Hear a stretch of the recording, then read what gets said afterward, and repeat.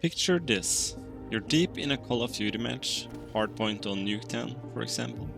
Chaos everywhere, bullets flying, grenades bouncing, your team screaming callouts.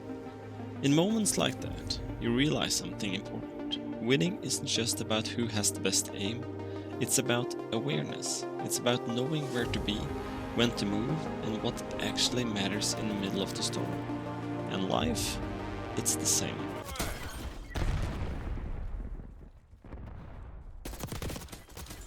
Most of us run around like we're sprinting across the map, chasing every single red dot on the minimap, thinking, if I just get this kill, if I just unlock this weapon, if I just grind a little harder, then I'll finally be happy. But just like in Call of Duty, chasing everything at once usually just leaves you respawning over and over again, wondering why you're still not winning. That's the part nobody really tells you about happiness. It's not about chasing more, it's about chasing less, but chasing it with purpose. So, in this video I want to share with you what I've learned the hard way, how happiness is built, why it slips away from us so easily, and how the lessons hidden in games like Call of Duty actually show us a blueprint for building a life that feels good, not just successful on paper. Because let's be honest, so many of us are writing life like it's ranked, like it's a ranked match we never sign up for. We're exhausted, burnout, and quietly asking ourselves, is this it? But I don't think that's the end of the story. I think real happiness is still possible, even in the chaos, and I want to show you why. In Call of Duty, everyone remembers their first nuke, or maybe their first time topping the leaderboard. That rush of excitement, that moment of yes, I did it, feels like happiness.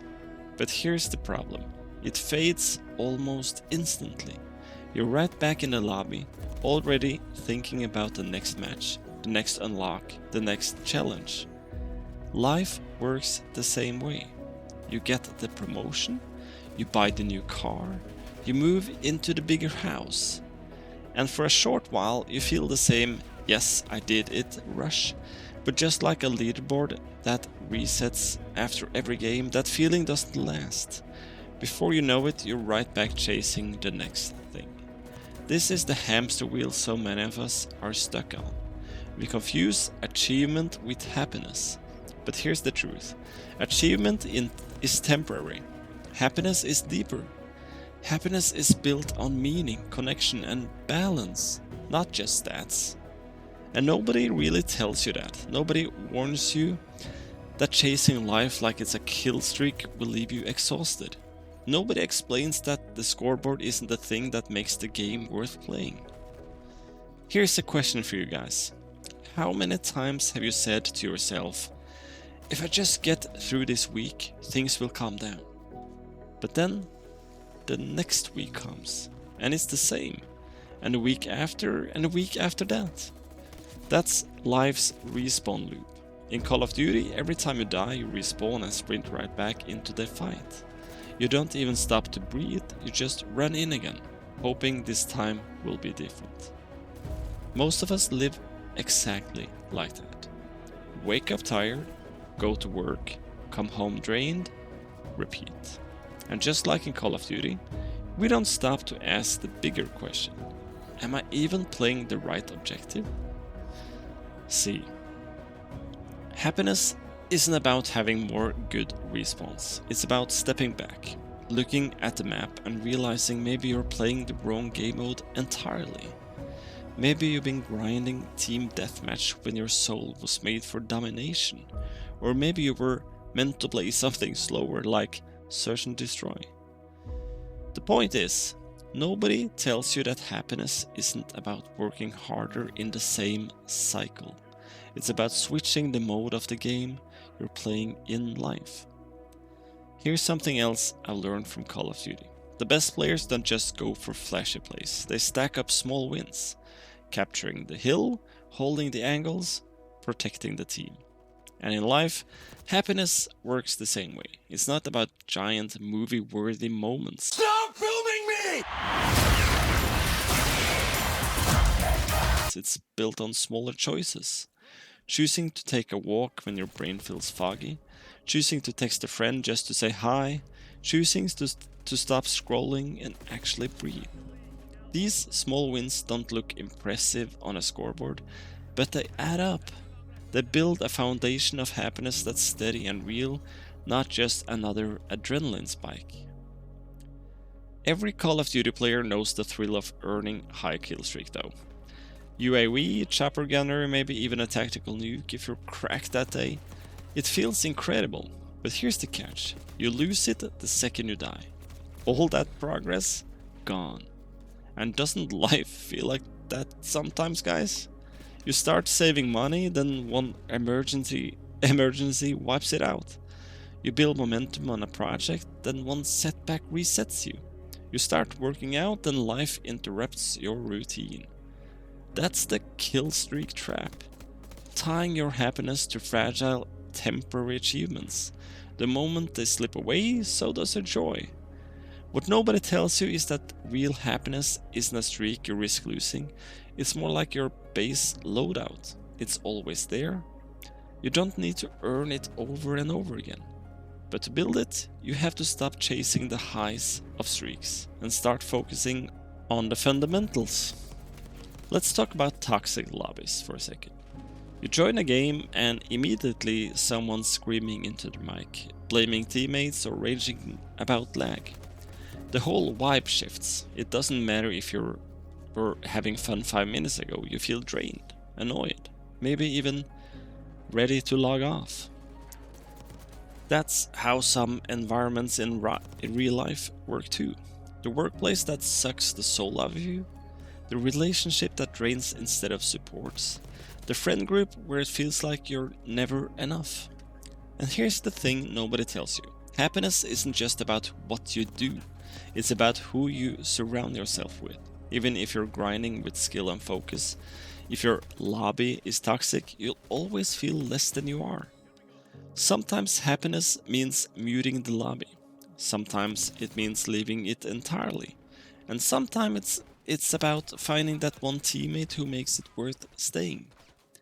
If you've ever been spawn trapped in Call of Duty, you know how soul crushing it feels. No matter what you do, you can't move forward. The enemy has every angle covered, and you keep respawning into the same hopeless situation. That's burnout in real life. Wake up tired, work all day, come home numb, repeat until you can't take it anymore. The scary part? Many of us get so used to this cycle we think it's just normal adult life. But it isn't. It's spawn trapping. And here's the truth nobody tells you. The only way to break out is to change your strategy and not just respawn faster. Sometimes it's switching roles, sometimes it's finding a different map, and sometimes it's putting down the controller altogether, taking a break and coming back with a clear head. Because happiness doesn't come from grinding harder in the trap, it comes from breaking out of it.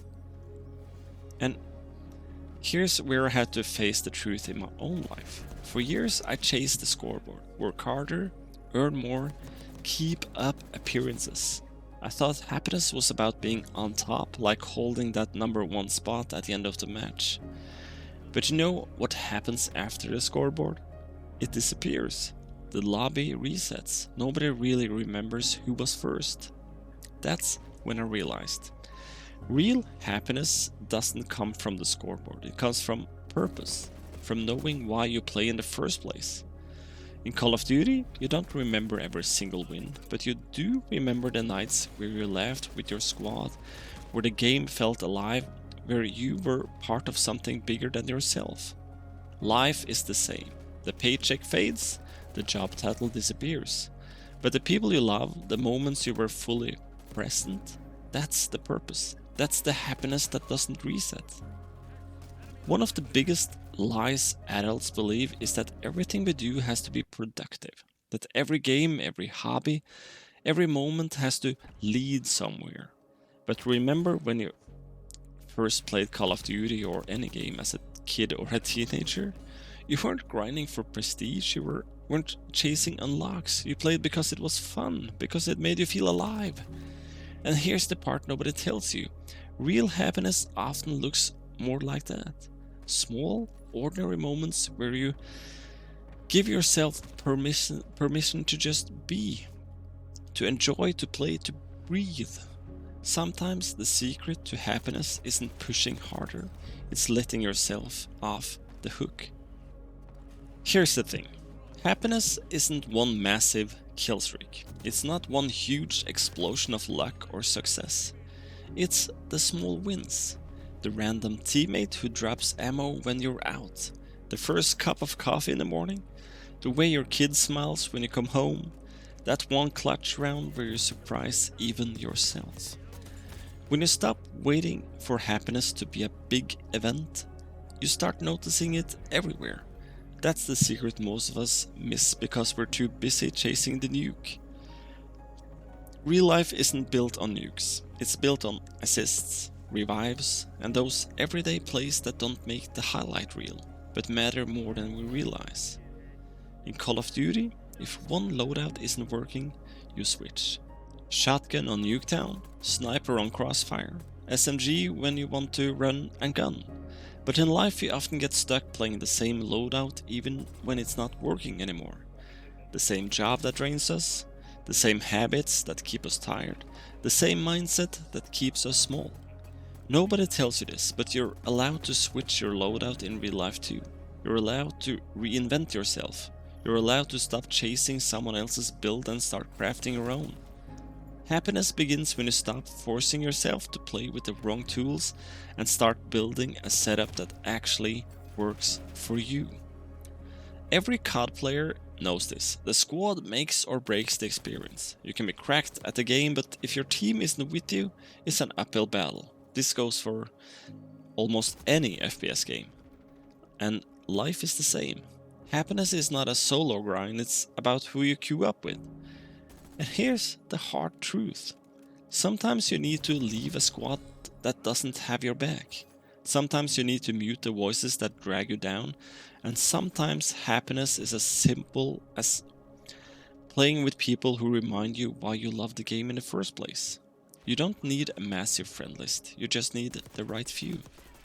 In Call of Duty you can win a round but lose the match. You can dominate the lobby but burn out the next week. Real happiness works the same way. It's not about winning every single round of life, it's about playing the long game, taking care of your health, building something meaningful even slowly, investing in relationships that outlast the match. The scoreboard will reset, guys. The matches will blur together, but when you look back, you'll see the pattern. You'll see the long game, and that's where happiness lives. Not in the flashes, but in the consistency of showing up for yourself, day after day. Here's what nobody tells you about finding happiness. It won't always feel like fireworks. Sometimes it feels quiet, sometimes it feels ordinary. But maybe that's the point. Maybe happiness isn't about making life extraordinary every second. Maybe it's about finally feeling safe enough to enjoy the ordinary moments. Like sitting in a quiet room after a long day. Like a laugh with your kid over something silly. Like losing a match in Call of Duty but not caring because it was fun anyway. Happiness is not the loudest thing in your life, it's the thing that stays when the noise is gone. So if you take one thing from this video, I hope you watch the entire one. Let it be this. Happiness isn't hiding somewhere far away. It's not a prize you unlock after a perfect grind. It's here, in the little wins, the right squad, the moments you let yourself play without pressure. Life, like Call of Duty, isn't about being flawless. It's about learning, adapting, and showing up. And happiness? It's not the endgame. It's how you play. So keep playing. Keep experimenting. Keep finding the loadout that works for you. Because nobody else gets to tell you what your happiness should look like. That's your mission. And trust me, you're more equipped for it than you realize. See you in the next one, guys.